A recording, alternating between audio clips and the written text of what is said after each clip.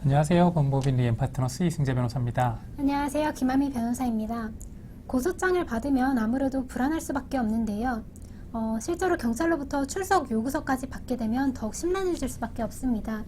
만약 고소장에 적힌 내용이 사실과는 다르다고 하더라도 고소장을 받게 되면 혹여 내가 전과자가 되는 것은 아닌지 걱정에 앞설 수 있습니다. 그렇지만 고소장은 누구나 작성할 수 있는 것이고 고소장의 내용에 따라 처벌을 받게 되는 것은 아닙니다. 요즘은 고소가 일상화되었다고 표현할 정도로 갈등 상황이 발생한 경우 고소를 통해 해결하려는 분들이 참 많은데요. 갈등 상황에서 고소는 어떻게 이루어지는 것인지, 또 고소장을 만약 받았다면 어떻게 대처하는 것이 좋은지, 또 주의할 사항은 무엇인지에 대해서 오늘 시간 자세히 알려드리겠습니다. 고소인이 경찰 혹은 검찰에 고소장을 제출하게 되는데요.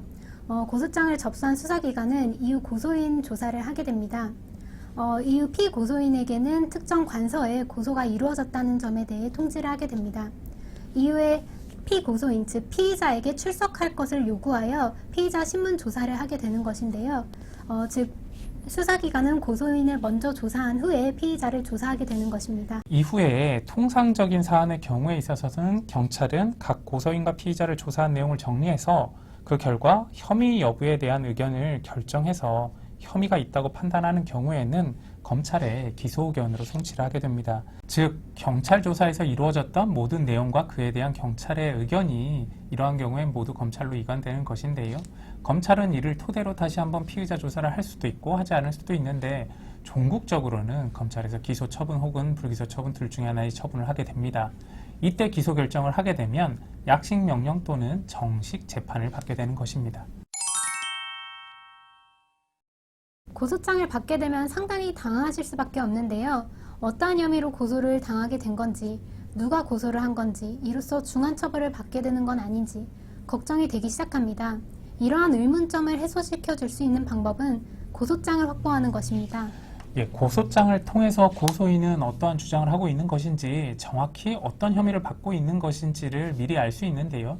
이를 정확히 알고 조사를 받으실 때 하고 이에 대해서 전혀 알지 못하고 특별한 준비 없이 조사를 받을 때는 매우 큰 차이를 보일 수밖에 없습니다.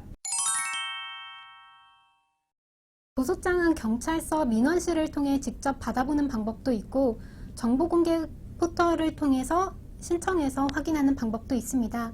이때 경찰서 민원실에 가게 되면 그 자리에서 고소장을 확인할 수 있는 것이 아니라 경찰이 고소장 열람 신청을 받은 이후 복사를 하면 다시 이를 받으러 와야 하는 번거로운 과정을 거치게 됩니다.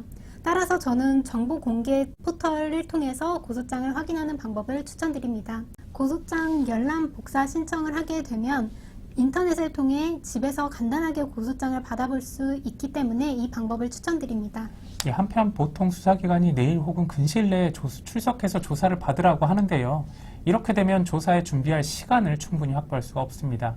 그렇기 때문에 바로 조사에 임하시기보다는 수사기관의 양해를 구해서 한 2주 정도는 조사 일정을 조정해서 조사에 준비할 시간을 확보하시는 것도 무척 중요합니다. 현재 고소를 당하신 상태라면 필히 고소장을 확보하셔서 내가 억울한 바에 대해 명확하게 얘기할 수 있도록 준비하셔서 좋은 결과 받으시길 바랍니다. 사실 모든 형사사건은 경찰 조사 과정부터 반드시 철저하게 준비하시는 것이 좋은데요.